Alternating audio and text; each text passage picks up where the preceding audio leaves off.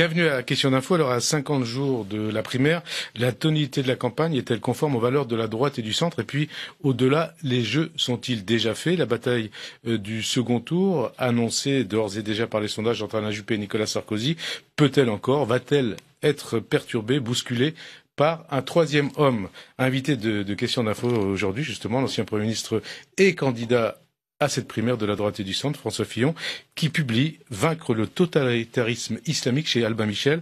Et à mes côtés, pour vous interroger, Monsieur Fillon, Françoise Fressos du Monde, Frédéric Dumoulin de l'AFP et Yael Gauze de France Info. Bonjour Monsieur Fillon. Bonjour. Dans le dossier Alstom, l'État reprend la main en commandant 15 rames de TGV pour une future ligne, une grande vitesse Bordeaux-Toulouse. Est-ce que pour vous c'est une décision politique ou une décision industrielle importante qui permet de sauver de l'emploi? C'est évidemment une décision politique. Bon, si ça peut donner un peu d'oxygène à Alstom et éviter des licenciements, on souhaite tous que ces licenciements soient évités, bien sûr. Mais c'est la pratique du sapeur camembert, c'est qu'on creuse un trou pour en boucher un autre. C'est le sentiment donné que ce gouvernement est aux abois, qu'il est prêt à faire n'importe quoi pour, à l'approche des élections présidentielles, fuir au fond ses responsabilités. La question, c'est pourquoi l'industrie française perd du terrain. Mais sur ce terrain, qu'est-ce que vous auriez fait? Qu'est-ce qu'il fallait faire sur ce site? D'abord, si ces trains étaient nécessaires, il fallait les commander plus tôt.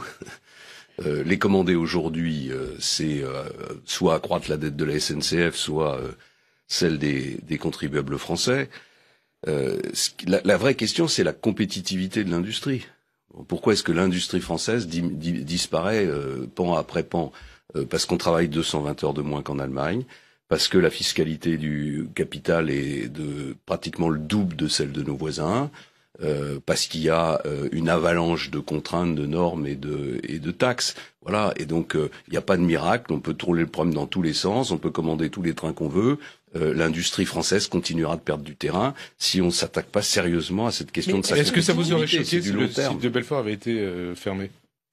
C'est toujours choquant qu'un site soit fermé. Mais simplement, c'est pas avec des solutions comme ça qu'on va sauver l'industrie. J'entends dire que cette solution peut menacer à terme un autre site d'Alstom, celui de Reichshoffen, puisque les trains intercités y étaient fabriqués. Et puis surtout, encore une fois, c'est reculer devant les vrais sujets.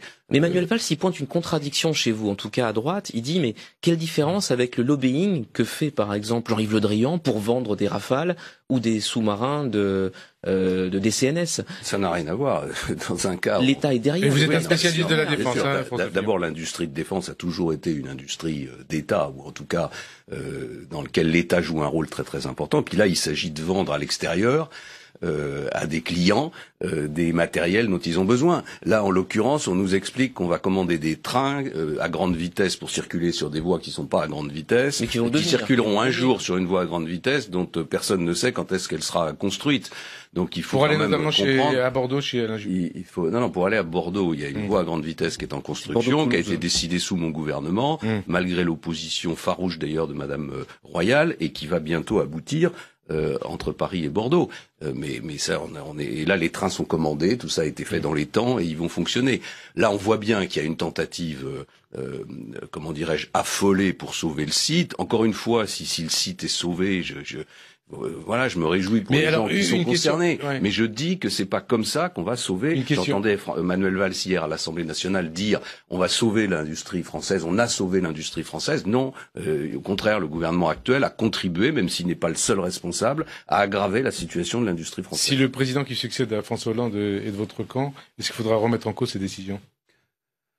Non, honnêtement, c'est pas le sujet. Le sujet, c'est qu'il faudra augmenter le temps de travail, il faudra baisser les charges qui pèsent sur les entreprises et il faudra baisser la fiscalité de l'investissement pour qu'il puisse y avoir de nouveaux investissements. On va parler de vos propositions économiques justement dans quelques instants. D'abord, les comptes de la sécurité sociale, puisque c'est l'actualité du jour. Françoise Fressos. Oui, Marisol Touraine les a présentés aujourd'hui puisqu'elle présente le projet de loi de financement de la sécurité sociale pour 2017 et elle dit en 2017 le trou de la Sécu aura disparu. Est-ce que vous partagez son enthousiasme? Bien sûr que non. Bien sûr que non, car d'abord, Marisol Touraine est très heureuse que l'équilibre relatif des comptes sociaux, notamment des régimes de retraite, soit assuré. Je veux juste lui rappeler que cet équilibre est assuré grâce à 2 décisions très importantes qu'elle a combattues de toutes ses forces, qui étaient la loi de 2003 et la loi de 2010. L'allongement de la durée de cotisation pour les fonctionnaires quand on est passé à 40 annuités, puis l'allongement de la durée de cotisation pour tout le monde, et en 2010 le passage à 62 ans. Donc ça devrait simplement la faire réfléchir pour qu'à l'avenir, quand elle sera de nouveau confrontée à une réforme, elle ne s'y oppose pas comme elle l'a fait dans le passé. Ensuite, il y a une impasse qu'elle oublie sur comment on appelle ça, fonds de solidarité. Le fonds de solidarité vieillesse. Et on voit bien dans les comptes de la sécurité sociale que structurellement le déficit reste réel pour l'avenir. Donc il va falloir continuer à faire des corrections. Et donc, c'est tout à fait excessif de se réjouir aujourd'hui. Et par rapport à 2011, convenez que c'est mieux.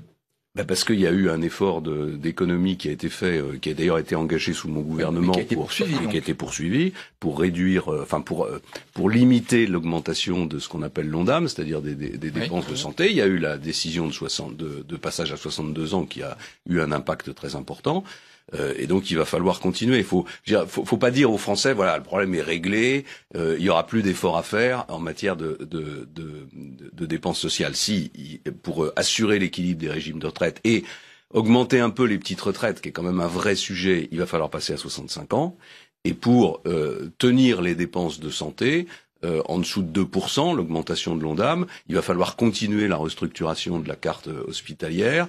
Et puis il va falloir débureaucratiser un peu le système de santé, faire en sorte qu'il y ait un peu plus de gens. Débureaucratiser, ça veut dire supprimer des postes ? Ça veut dire plus de monde au contact des malades et un peu moins pour administrer la santé.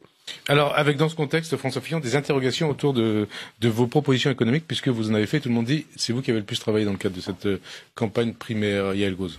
On se souvient de vous, François Fillon, été 2007, disant je suis à la tête d'un État en faillite. Eh bien, aujourd'hui, vous êtes candidat à la magistrature suprême, 10 ans après, et là, on voit un François Fillon qui s'assoit sur les règles européennes de déficit public et qui dit en 2017, il faudra laisser filer un petit peu, on sera obligé de le faire à 4,7% du PIB selon les prévisions de vos équipes de campagne. Est-ce que c'est raisonnable ? Est-ce que vous êtes devenu, vous avez quitté la rigueur ? Vous avez oublié le calendrier.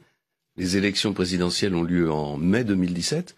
La majorité parlementaire sera installée en juillet 2017. Le budget de 2017, c'est pas le mien.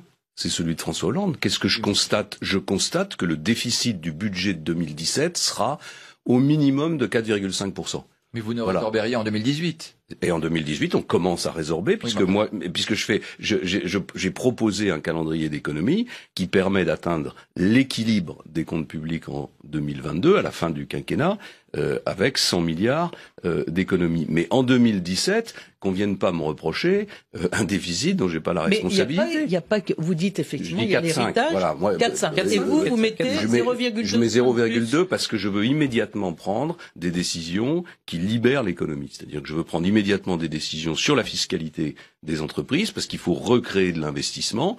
Et si en 2017 j'étais élu président de la République et que je commence par d'abord sabrer toutes les dépenses publiques décidées par le gouvernement et ne prendre aucune mesure de relance de l'économie, alors évidemment, on est sûr du résultat. Mais vous entendez ce que dit Bruxelles, les Français sont pas sérieux, à chaque fois ils nous font le même coup, c'est ce qu'avait fait Sarkozy en 2007. Non, parce que à Bruxelles, la question qui est posée, comme partout dans le reste du monde, d'ailleurs pour les gens qui nous regardent, c'est est-ce qu'on est capable de faire des réformes ou pas ? Donc moi, la question du seul chiffre de 3%, pour moi, c'est pas la question centrale ni pour Bruxelles ni pour nos voisins allemands. La question qui est centrale pour Bruxelles, Pierre Moscovici, le ministre des Finances qui a tout raté, et le commissaire européen qui passe sa vie sur les télévisions et les radios françaises. Donc franchement, il se trompe de rôle, vous pensez ?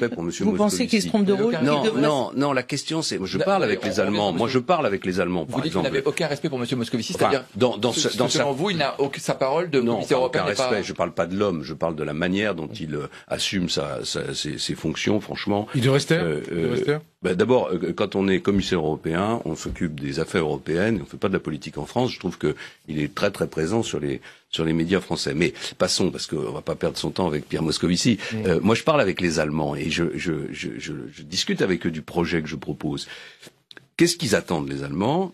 Ils attendent que la France démontre qu'elle est capable de faire des réformes. Donc la question qui est posée, c'est est-ce qu'entre le 1er juillet 2017 et le 30 octobre, on est capable de faire la réforme du marché du travail, la réforme de la fiscalité du capital, à amorcer les réformes qui permettent de réduire la dépense publique. Ça veut dire notamment la négociation sur l'augmentation du temps de travail. Et c'est normal, puisque comme ça fait des années qu'on promet à tout le monde de faire des réformes et qu'on les fait pas, on est passé dans notre relation entre la France et l'Allemagne du bénéfice du doute à la charge de la preuve. Maintenant, il faut une preuve. Et 3%, si vous voulez, d'abord 3%, ça sera impossible en 2017 parce que le gouvernement a engagé des dépenses qui conduiront le déficit, à mon sens, à au moins 4,5%. Il y a 15 à 20 milliards de dépenses supplémentaires qui seront des dépenses qui seront engagées, c'est-à-dire c'est pas des dépenses sur lesquelles on pourra revenir et qui n'ont pas été financées. Donc ce chiffre de 3% ne peut pas être atteint. Mais j'ai envie de dire, même s'il était atteint en 2017 sans aucune réforme, ça ne rassurera personne. Parce que le gouvernement dit ni les Allemands. Mais le gouvernement ment, c'est une évidence. D'ailleurs, la présentation qui est faite aujourd'hui du gouvernement est mensongère. Pour la première fois, la Cour des comptes, le Haut Comité des finances publiques ont émis des réserves qui sont extrêmement sévères si on tient compte du vocabulaire de ces institutions. Tout le monde sait que ce budget est un budget insincère. Je pense on n'a jamais connu dans le passé récent un budget aussi insincère. Donc c'est aussi une marque, je trouve, de l'affolement de ce gouvernement qui d'un côté présente un budget insincère, de l'autre explique que le trou de la sécurité sociale est bouché et commande des trains pour sauver une usine alors qu'il n'en a pas besoin. Et alors on en vient, puisque ça fait partie aussi de l'actualité, à la primaire de la droite et du centre, à l'intérieur de laquelle vous êtes candidat, Frédéric Dumoulin. Oui. Donc, avant d'être élu à la magistrature suprême, il faut d'abord passer par la classe primaire. Et on voit que vous plafonnez en fait dans les sondages, vous êtes entre 8 et 13 en gros. Pourquoi la mayonnaise ne prend pas autour de votre candidature pour l'instant? Vous savez ce que je pense de ces sondages? Allez-y. Oui, allez-y. Dites-nous. Non, mais en 2012, vous étiez plutôt, excusez-moi. 2012, j'étais très haut dans les sondages. Vous étiez très haut dans les sondages et vous y croyez plutôt. Oui, mais vous vous souvenez de ce qui s'est passé, même s'il y a eu beaucoup de malversations. Mais enfin, quand même. Non, pourquoi 2012, c'est pas la présidentielle, c'est la bataille face à la présidente de Pourquoi ceux qui ont raté les épisodes précédents. Pourquoi est-ce que je ne crois pas à ces sondages? Parce que je pense qu'il n'y a jamais eu de primaire à droite, que l'échantillon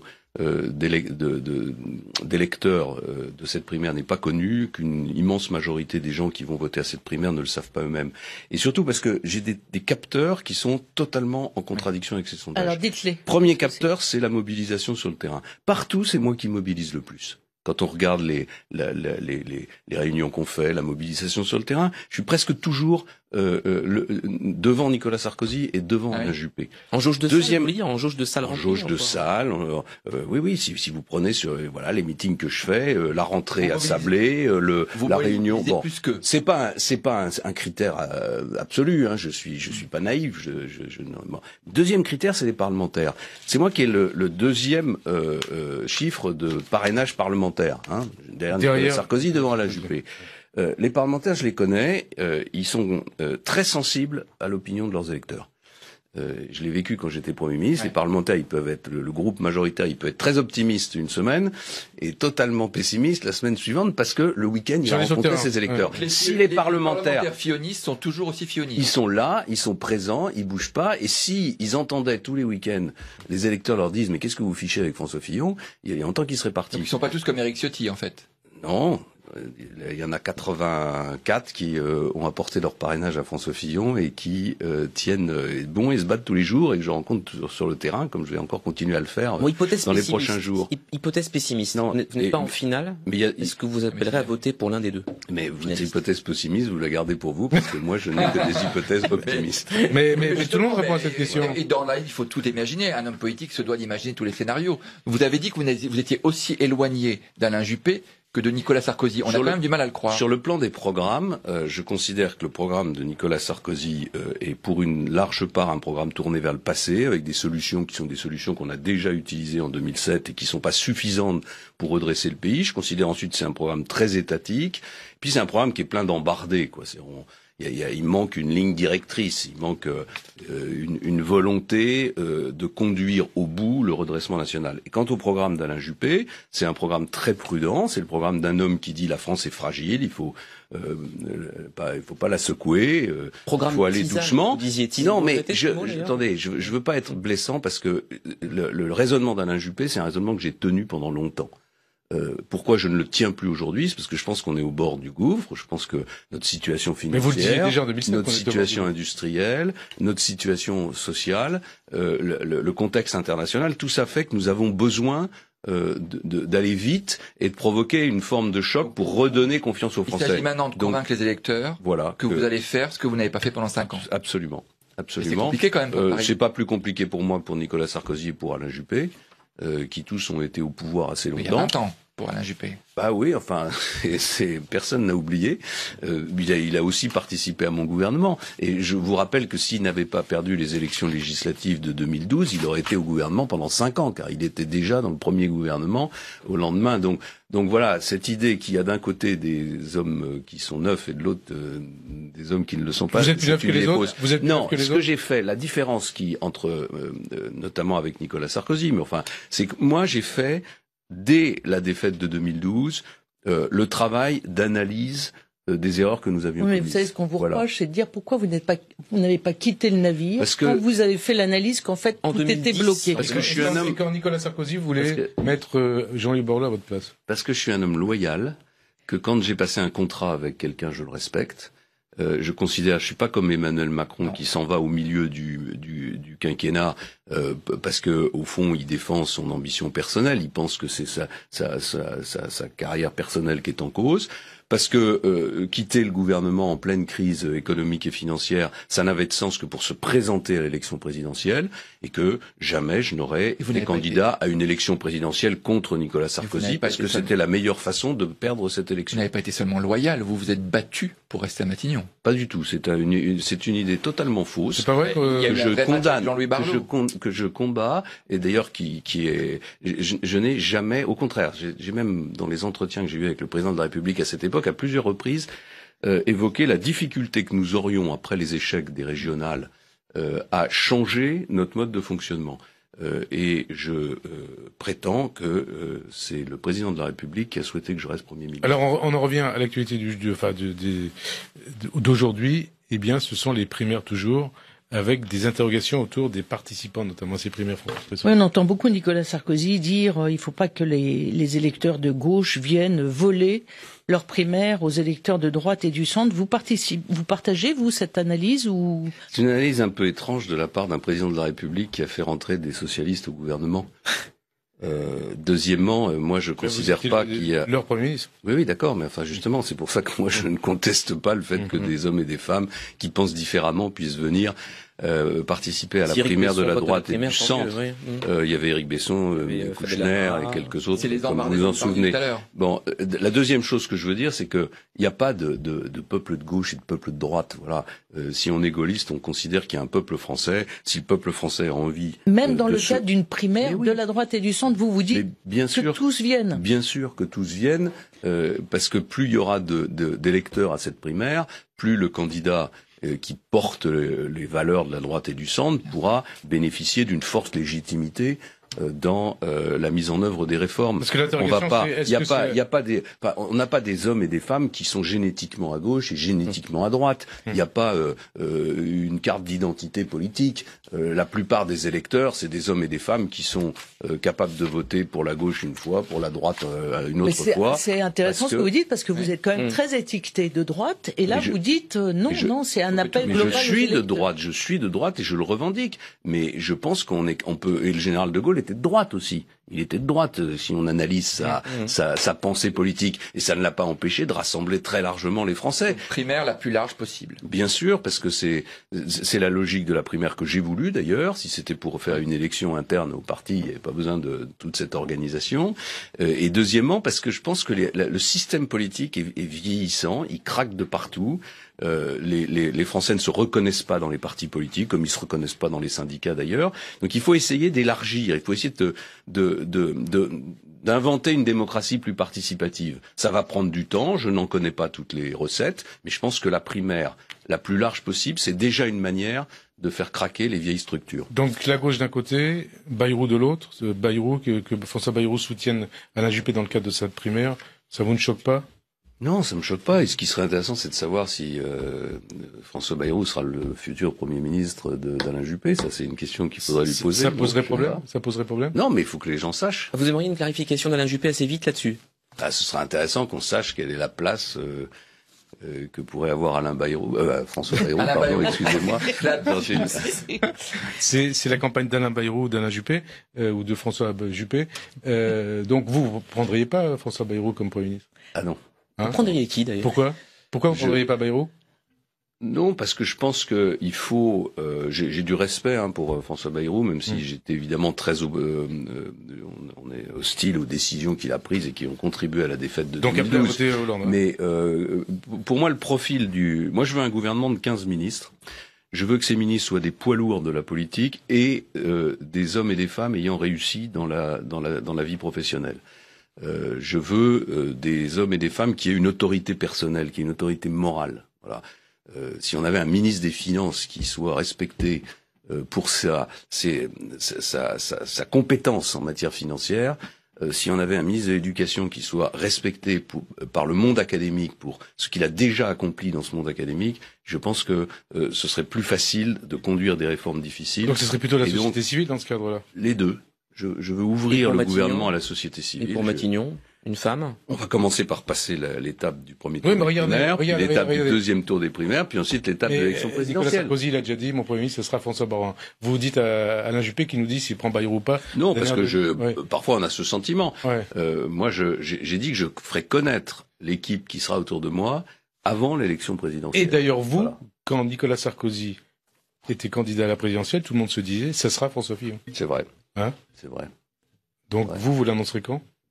Après la primaire et avant l'élection présidentielle, parce que je pense que c'est. Et vous savez déjà? J'ai des idées, mais il y en a plusieurs.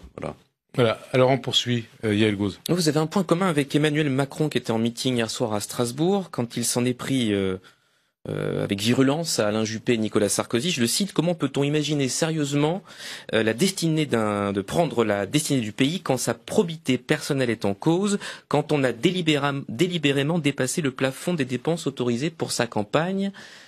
Ça ressemble un petit peu à ce que vous disiez à Sablé-sur-Sarthe. Et il parle aussi de la condamnation d'Alain Juppé. Oui, pour les lignes. Oui, il a été membre d'un gouvernement dans lequel il y a eu un certain nombre de ministres qui ont eu aussi quelques soucis avec la justice. Non, c'est une évidence que pour gouverner le pays, il faut être le plus irréprochable possible. Voilà, et on ne devrait même pas avoir besoin de justifier de cette affirmation. Et j'ajoute que dans les circonstances actuelles, c'est-à-dire où le pays est en crise, où il va falloir conduire des réformes extrêmement difficiles, c'est encore plus nécessaire qu'avant. Pendant le Tour de France que j'ai fait pendant 3 ans, j'ai entendu ça toute la journée. Des Français qui me disaient, nous, quand on passe devant le radar, on paye. Et vous, les politiques, on a l'impression que vous pouvez faire n'importe quoi, vous n'êtes jamais sanctionnés. Ce sentiment que les hommes politiques sont impunis quand ils commettent des erreurs, c'est un très grand handicap pour rétablir l'autorité de l'État. Vous mettez Juppé et Sarkozy dans le même sac judiciaire? Non, pas du tout. J'ai toujours dit que Alain Juppé... je l'avais d'ailleurs au moment de sa condamnation soutenue, parce que chacun a compris qu'Alain Juppé avait payé pour d'autres et qu'il l'avait fait avec beaucoup de courage et beaucoup d'élégance. Voilà. Mais Nicolas Sarkozy, c'est différent. Non, je dis simplement il faut que les choses soient clarifiées. Enfin, il y a cette affaire Pygmalion, il y a de l'argent qui a disparu, il y a des accusations sur les comptes de campagne. Il faut que tout ça soit clair. Enfin, on peut pas rester dans cette situation d'ambiguïté pendant des années et des années et avoir une campagne présidentielle sur ce fond d'affaires. Les Français ont droit à la vérité, on doit savoir. Et si malgré tout Nicolas Sarkozy est élu président de la République, pour vous, ça sera donc un problème démocratique? Écoutez, en tout cas, il n'y a pas un pays au monde où dans les grandes démocraties où les choses se passent comme ça. Et puis surtout, ce que je vous dis, c'est que la question du rétablissement de l'autorité de l'État, qui est un thème que Nicolas Sarkozy défend avec beaucoup d'énergie, n'est pas possible dans un climat pareil. Voilà. C'est impossible pour un chef d'État d'être respecté s'il y a des soupçons. Donc il faut que ces soupçons soient lavés, et pour que les soupçons soient lavés, il faut que la justice passe.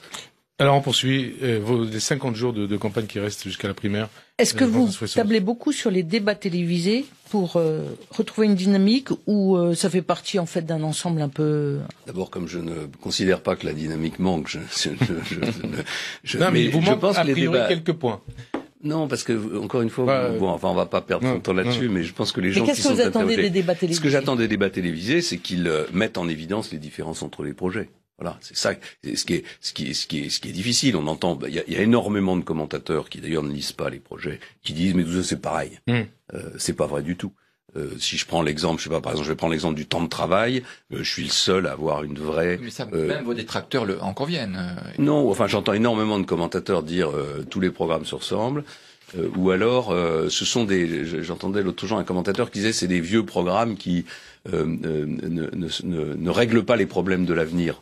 Par exemple, le temps de travail, c'est une vieille question et c'est plus un sujet d'actualité. Maintenant, on est dans l'économie numérique et dans le changement du monde du travail. Eh bien, justement, mon programme, si la personne qui faisait ce commentaire l'avait lu, elle aurait constaté que justement, il est entièrement tourné vers cette évolution des relations au travail, avec la création d'un statut de travailleur indépendant, avec cette idée de la négociation libre du temps de travail et de l'organisation du travail dans l'entreprise, qui est beaucoup plus adaptée à la société numérique de demain. Ou encore, les propositions que je fais en matière d'innovation, il y a le mondial de l'automobile qui se tient en ce moment.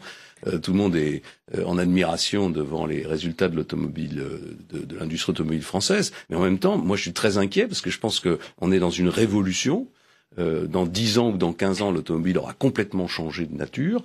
Ça sera des lignes de code, du logiciel et des composants électroniques. Les composants électroniques sont fabriqués en Asie, les lignes de code et les logiciels aux États-Unis. C'est le téléphone portable qui sera peut-être le cerveau de la voiture de demain. Est-ce que c'est pas Google? Est-ce que c'est pas Google et Apple qui vont maîtriser l'industrie automobile demain? Est-ce que ça sera toujours Peugeot et Renault? C'est une vraie question et c'est des questions auxquelles je réponds dans mon programme. Autre question, autre thème, Yael Gauz. Ma question plus politique et à court terme, votre positionnement actuellement avec Sens Commun, qui est le bras politique, on va dire, de la Manif pour tous, manif qui reprendra le 16 octobre à Paris. Est-ce que vous n'êtes pas un petit peu prisonnier de ce soutien, peut-être encombrant? Madeleine de Gessé, porte-parole de Sens Commun, était une des vedettes de votre meeting au Cirque d'Hiver il y a 2 semaines. Qui a été remarquable, et je me réjouis que Sens Commun me soutienne. Simplement, moi, je ne suis pas allé chercher Sens Commun. Je n'ai jamais changé de position sur la question qui fait débat, qui est la question du mariage pour tous. Jamais. Il y a beaucoup d'autres, jamais. Il y a beaucoup d'hommes politiques de droite qui participaient aux manifestations, ce que je n'ai pas fait. Mariton, Alain Juppé. Oui, Laurent Wauquiez, beaucoup d'autres. Oui. Non, moi je manifeste pas. Je considère que le rôle des hommes politiques, c'est pas de faire des pétitions et de manifester, c'est d'agir. Soit à travers le Parlement, soit à travers la campagne que je conduis. Et donc moi j'ai jamais changé d'avis. J'ai voté contre le mariage pour tous. Je considère, et j'ai dit à l'Assemblée nationale d'ailleurs lors du discours que j'ai prononcé que si la majorité changeait, si moi j'avais la responsabilité de la présidence de la République, je ne reviendrais pas sur la notion de mariage pour tous parce que ce serait revenir sur la reconnaissance de l'amour homosexuel. Et je considère que la société doit reconnaître l'amour homosexuel, mais que je reviendrai sur les conséquences sur la filiation. Je voulais inscrire dans le droit le principe qu'un enfant a toujours un père et une mère et qu'il a le droit de connaître son père et sa mère. Mais certains, y compris d'ailleurs certains fillonistes, pensent que vous avez quand même donné beaucoup de gages à Sens Commun. Pas du tout. Puisque sur son site, le président Sens Commun affirme que vous avez dit que de par votre foi, vous étiez personnellement opposé à l'avortement. Non. Non, ça c'est totalement faux. D'ailleurs, j'ai écrit dans un livre, dans mon livre. Sur son site, oui, alors. Dans mon livre, dans mon livre de faire publié l'année dernière, je dis au contraire que jamais je ne reviendrai sur l'avortement parce que je considère que la société française est majoritairement favorable à l'avortement et qu'il n'est pas question d'y. Mais vous? Après, moi, j'ai ma foi personnelle, j'ai mes actes personnels, mais je suis candidat à diriger un pays. Et en tant que dirigeant de ce pays, je dis que jamais je ne reviendrai. D'accord. Donc vous n'êtes pas d'accord avec ce qui se passe en Pologne actuellement? Absolument pas. Absolument pas. Vous parliez de foi, justement. Vous avez tweeté lundi, énervé contre la ministre de l'Éducation, Najat Vallaud-Belkacem, à propos de la théorie du genre. vous cautionnez, vous dites que le pape a raison de dire qu'en France, l'école publique est en train d'aller vers une dérive. Non, ce que j'ai dit simplement, c'est que le pape a le droit de s'exprimer, la liberté, oui, mais la laïcité, bien sûr, la laïcité, c'est pas le silence des religions. Et quant à la ministre, elle ferait beaucoup mieux de consacrer son énergie à essayer de redresser la situation scolaire dans notre pays plutôt qu'à lancer des expérimentations fumeuses. Mais vous êtes vraiment inquiet sur la théorie du genre, quand même. Je suis un pouvoir temporel, un pouvoir spirituel. On peut débattre avec le pape, c'est un chef d'État. Bien sûr, on peut débattre avec le pape. On peut débattre avec le pape en considérant ses arguments et en y répondant plutôt qu'en le traitant avec la légèreté avec laquelle elle l'a fait. Mais surtout, ce que je veux dire, il dit n'importe quoi, le pape. Ce que je veux dire, est-ce que vous considérez que la théorie du genre est enseignée au sein de l'éducation nationale? Je considère en tout cas que le débat a eu lieu, que M. Payon l'a ouvert, qu'il y a des textes du ministre qui vont dans ce sens. Je pense que devant le tollé général, le gouvernement a reculé sur cette question. Je ne sais pas ce que pense vraiment Madame Najat Belkacem, mais qui remet en cause. J'ai pas dit ça. J'ai dit qu'il y a des textes de Monsieur Payon qui le. Monsieur Payon. Parce que Laurent Wauquiez, qu'est-ce qu'il disait sur France Info ce mercredi matin, que Najat Vallaud-Belkacem militait pour la théorie du genre. Est-ce que vous faites le même constat que lui, que votre président de parti? Oui, je crois que sur ce sujet, je pense que c'est vrai. Je pense qu'elle a reculé parce qu'il y a un mouvement populaire contre cette idée. Et ce que j'ai voulu dire à travers ce tweet aussi, c'est qu'il y a énormément de familles françaises, et pas seulement des familles catholiques, qui pensent que il faut mieux se concentrer sur l'apprentissage des fondamentaux plutôt que sur l'abécédaire de l'égalité. Donc vous pensez qu'au fond, il y a une partie de la gauche qui veut saper bien sûr, ça. Bien sûr, il y a une partie de la gauche, il y a des militants qui défendent cette idée depuis longtemps, et on a des textes, des écrits, des débats. Donc voilà, le débat existe, et de ce point de vue-là, je serais plutôt de l'avis du pape que de celui de Madame Belkacem. Alors le débat existe aussi sur le totalitarisme islamique, c'est le titre de votre livre que vous publiez chez Albin Michel, Françoise Fressoz. Pourquoi avez-vous éprouvé le besoin d'écrire un livre sur ce thème? Parce qu'après les attentats de Nice, j'étais abasourdi devant la faiblesse du débat politique français sur les origines de ces attentats et sur les conséquences. C'est-à-dire toute la polémique qu'il y a eu dans le Sud-Est, ça vous a un peu choqué? Oui, c'est-à-dire que déjà, ça fait déjà depuis le début de ces événements que je dis que notre réponse internationale est insuffisante. C'est ajouté après les attentats de Nice toute une série de propositions qui vise à s'asseoir sur l'état de droit, ce que j'ai appelé le concours Lépine des solutions pour lutter contre le terrorisme, qui sont toutes plus invraisemblables les unes que les autres. Et donc moi j'ai ressenti le besoin d'écrire dans un petit ouvrage à la fois mon analyse du danger qui menace le monde, parce que c'est pas un danger qui menace la France, c'est un danger qui menace le monde, que j'appelle le totalitarisme islamique, qui déstabilise le Pakistan, l'Afghanistan, la Syrie, l'Irak, le Yémen, la Libye, qui descend à travers le Sahel jusqu'en Afrique occidentale. J'ai voulu montrer qu'on pouvait lutter contre ce totalitarisme islamique à condition qu'il y ait une vraie coalition mondiale, et qu'on pouvait, en France, assurer la sécurité des Français sans s'asseoir sur l'état de droit. Voilà, c'est ça que j'ai totalitarisme. C'est aussi parce que vous aviez un train de retard dans la campagne, dans la dynamique qu'avait imprimé Nicolas Sarkozy en imposant ces thèmes, identité, lutte antiterroriste, et que vous étiez encore sur l'économie. Pardon, mais c'est pas la campagne qui a déterminé l'attentat de Nice. Non, je parlais de la rentrée. Oui, mais il y a 200, il y a 220 ou 230 Français qui sont morts d'attentats. Depuis le 1er janvier 2016, il y a plus de 600 attentats qui ont été revendiqués par l'État islamique dans le monde.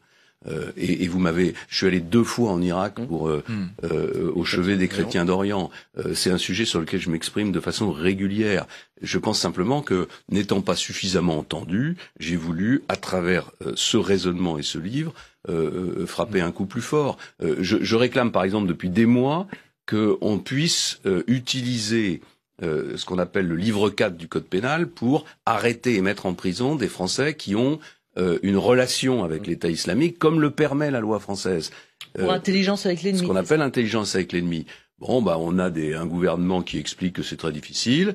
et une opposition qui propose de mettre en camp de rétention toutes les personnes suspectes. Et vous dites c'est pas possible. Franchement, il y a un moment où on se dit c'est quand même pas possible qu'il y ait dans le droit français des dispositions qui existent depuis très longtemps qu'on pourrait appliquer, qu'on n'applique pas, alors qu'on préfère avoir un débat sur la question de savoir avec des implications si on peut revenir sur un principe constitutionnel de base qui est que personne ne peut être privé de sa liberté avec des sans implications une décision du juge. En matière de politique étrangère, Françoise Fressoz. Ah oui, parce que ce qui est curieux, c'est que sur le plan national, vous dites on peut agir dans le cadre actuel. Sur le plan de la politique étrangère, alors là, c'est le grand bouleversement.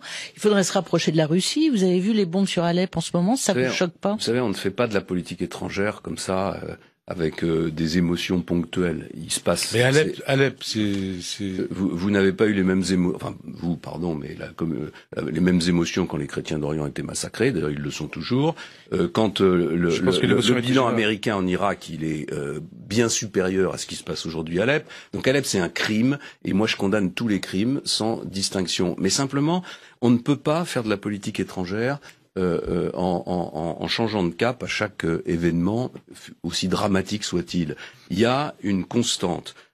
L'intervention américaine en Irak a été un désastre. La politique occidentale pour essayer de résoudre la crise syrienne a été un désastre. Ça fait 4 ans que cette guerre civile continue et on a notre part de responsabilité dans cette situation. On a même armé des mouvements soi-disant modérés qui étaient en réalité des mouvements islamistes pour une grande partie d'entre eux. Donc il faut avoir le courage de reconnaître nos erreurs et de dire que si on veut arrêter cet incendie, c'est déjà beaucoup plus difficile aujourd'hui qu'il y a 4 ans, il va falloir d'une manière ou d'une autre s'entendre avec des gens qu'on n'aime pas.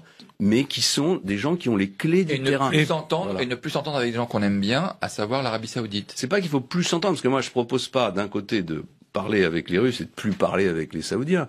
Je dis simplement que ce qui est idiot, c'est de parler avec les Saoudiens et pas avec les Russes. Voilà. Donc il faut parler avec tout le monde, même si on n'aime pas la politique qu'ils conduisent. Et s'agissant des Saoudiens, il faut quand même les mettre devant leurs responsabilités par rapport au rôle qu'ils jouent dans la propagation de l'intégrisme dans le monde musulman.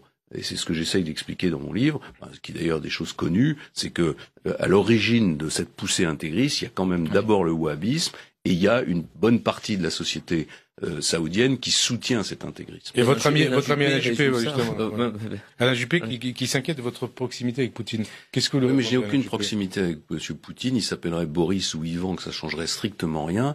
Je considère que la Russie, c'est un pays qui doit être considéré pour ce qu'il est, c'est-à-dire le plus grand pays du monde en surface, un pays qui est dangereux parce qu'il est instable, un pays qui n'a jamais connu la démocratie, et la relation entre la Russie et l'Europe est une des clés de la paix et de la sécurité. Il se trouve qu'en plus, s'agissant de la Syrie, ils ont un rôle à jouer, qu'on le veuille ou qu'on le veuille pas.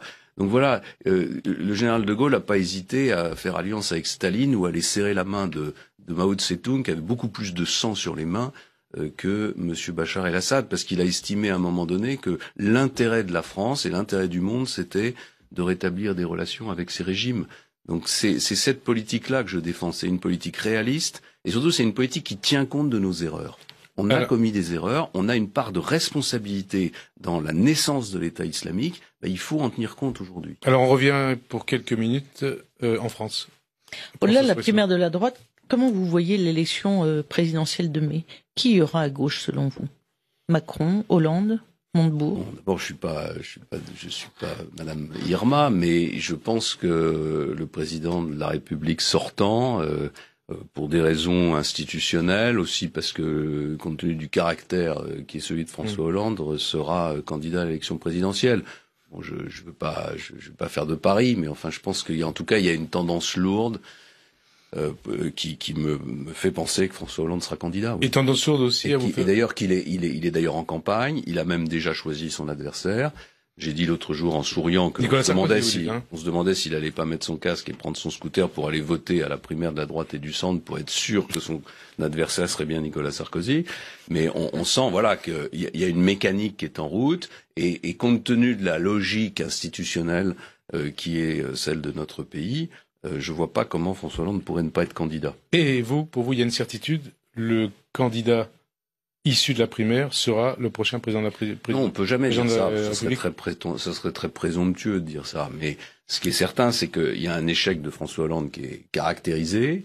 il y a une situation de la gauche qui est très difficile, c'est-à-dire qu'on sent que la gauche est idéologiquement explosée. Donc il n'a aucune chance d'être réélu. En tout cas, il n'en a pas beaucoup. Voilà, on ne peut jamais dire que personne n'a aucune chance d'être élu, mais je pense qu'il n'en a pas beaucoup, et que dans ces conditions, le choix de la primaire sera déterminant pour l'avenir du pays. Et Madame Le Pen, elle en a des chances? Vas-y. Pardon. Malheureusement, oui. Ou pas d'être élue présidente de la République, mais d'être au second tour de l'élection présidentielle. Elle en a. Élue président de la République? Non, aujourd'hui, je crois que c'est pas possible. Je crois que c'est pas possible compte tenu de notre système institutionnel, parce que il faudrait qu'il y ait 51% de Français qui choisissent l'extrême droite pour diriger la France, et ça, je pense qu'aujourd'hui, ça ne se produira pas. Voilà. Mais, pourquoi le FN reste-t-il aussi haut alors qu'on est en pleine campagne de la droite et que vous couvrez un champ assez large au sein de la droite? Qu'est-ce qui se passe? D'abord parce qu'il y a beaucoup de gens qui justement croient qu'en couvrant le même champ que le FN, ils vont remplacer le FN alors qu'ils ne font que... Beaucoup de gens pensent Nicolas Sarkozy. Hein. Il y a des hommes politiques français, il n'y a pas que Nicolas Sarkozy, il y en a beaucoup d'autres qui pensent qu'en durcissant de plus en plus le discours, on va décourager les électeurs d'aller vers le Front National. Oui, parce que d'abord parce que chacun comprend que quand on change sans arrêt de discours, on n'est pas sincère. Donc les Français, ils voient comme au scanner la sincérité des responsables politiques. La deuxième chose, c'est que il y a un mouvement de révolte et une aspiration à un changement radical en France. C'est pour ça d'ailleurs que je propose moi un programme de changement radical. Quand on me dit que les Français sont pas prêts à accepter ces changements, je dis qu'il y en a 30% qui sont prêts à voter pour le Front National, ce qui est quand même un changement bien plus radical. Alors, autre question. Yael Gauze. Voilà, François Hollande vient de publier au journal officiel un décret qui réduit les avantages des anciens présidents. Je ne sais pas si vous l'avez lu. Au bout de 5 ans, moitié moins de collaborateurs, moitié moins d'agents de service. Est-ce que ça va dans le bon sens? Ou est-ce qu'il faut aller plus loin? On voit bien que c'est encore des coups politiques, parce que pourquoi est-ce qu'il y pense aujourd'hui et pas il y a 4 ans? Tout ce qui permettra de faire des économies, c'est très bien. Tout ce qui permettra d'aller vers un exercice du pouvoir plus rigoureux et plus simple sera très bien. Et il y a encore beaucoup d'efforts à faire parce que je pense que on est dans un pays dans lequel il y a un décalage très grand entre les pratiques du pouvoir et puis les évolutions de la société. Et donc bon point à François Hollande sur ce sujet-là. Je n'ai pas regardé le détail, mais en tout cas, j'irai pas critiquer ces mesures. Une autre question qui se pose en arrivant à la fin de l'émission. Est-ce qu'il faudra passer par une recomposition politique après 2017? Il faudra passer par une recomposition politique après 2017, puisqu'a priori, le candidat républicain sera face à Marine Le Pen. Je crois qu'il faudra passer par une recomposition, quoi qu'il arrive, et pas seulement à cause de Madame Le Pen, mais parce que le système politique, comme je l'ai dit tout à l'heure, est en train de craquer de toutes parts parce qu'il est vieillissant. Donc la recomposition, pour moi, c'est pas une recomposition justement à l'intérieur du système politique, c'est une recomposition à l'extérieur. C'est-à-dire en allant chercher des personnalités de la société civile, en essayant d'ouvrir la vie politique, en cherchant comment créer les conditions d'une démocratie plus participative. Je n'ai pas toutes les réponses parce que ce sont des sujets difficiles, mais je sens que les Français veulent participer. Dernière question, 30 secondes. Frédéric Dumoulin. Si vous échouez à vous qualifier pour la présidentielle, est-ce que vous abandonnerez la politique comme à un moment vous l'avez dit? Ce que j'ai toujours dit, c'est que je n'avais pas d'autre ambition. Voilà. Je n'ai qu'une seule ambition, c'est de mettre en œuvre un programme radical de changement. Si je n'ai pas la possibilité de mettre en œuvre un programme radical de changement, je n'ai rien à faire dans la vie politique. Même pas au perchoir à l'Assemblée. Non, mais je suis pas à la recherche de fonctions, je suis pas à la recherche de comment dirais-je, de place. Et vous serez plus député? Vous serez plus député? Non, je serai élu président de la République, je l'espère, donc je ne réponds pas. On verra ça plus tard. C'est la fin, en tout cas, de Question Info. Merci François Fillon d'avoir répondu à notre invitation. Je rappelle donc que vous publiez Vaincre le totalitarisme islamique chez Albin Michel. Merci à vous de nous être fidèles et à la semaine prochaine. Merci.